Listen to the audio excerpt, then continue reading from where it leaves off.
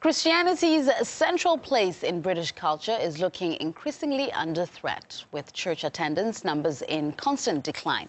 Now, meanwhile, the country's second largest religion, Islam, is growing faster than ever, with some studies suggesting it's on the way to becoming the dominant faith. RT's Polly Boyko has the story. Half of Brits say they're Christians, but you wouldn't know it glancing at this London service. In the name of the Father, and of the Son, and of the Holy Spirit. Amen. New figures show that the UK's official religion is declining faster than was previously thought. Worshippers are aging, and for the first time ever, fewer than half under the age of 25 describe themselves as Christian.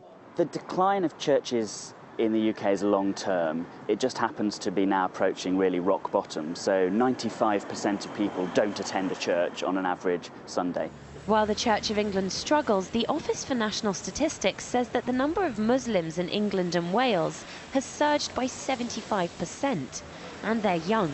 Half of British Muslims are under the age of 25. I'm looking at the swathes of men in the hall down below. What is it that draws them here? That's the big question. Motivation theory is very, very different for different people.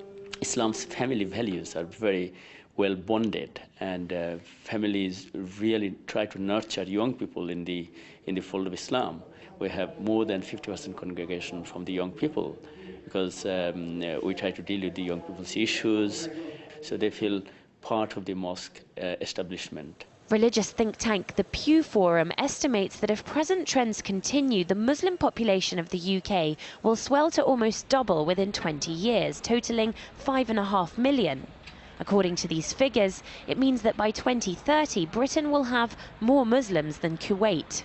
It's projects such as this community-based Muslim radio station that could provide the clue as to why the religion is flourishing in the UK.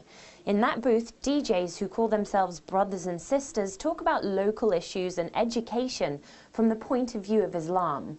Inspire started out as a special transmission during the holy month of Ramadan. It became so popular that it was established as a permanent radio station. It's actually a lot of pressure on the husband, don't you think? It comes with an Islamic ethos that we won't do anything which is deemed non-Islamic on air. Hence, the music element, one may question about the fact that of the music that we play on the radio station. We won't have your mainstream music playing on there because majority of it isn't deemed Islamic. We wouldn't advertise anything un-Islamic in the sense that we wouldn't have any adverts for alcohol. We won't have any adverts for, say, for example, gambling, all those kind of things. According to academics, it's the obedience that Islam demands from its followers that's made it more appealing to worshippers and converts from other religions.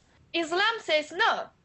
This is no and full stop, and people find a sense of direction in it because their religion of origin has lost that, not because that it didn't have it in the first instance.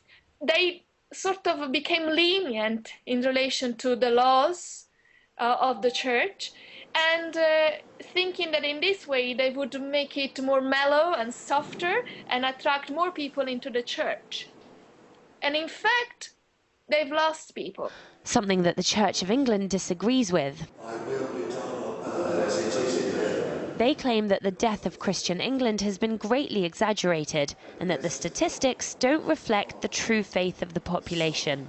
And yet there are demographers that say that if current trends continue, Islam could eclipse Christianity as the dominant religion in the UK in as little as 10 years' time.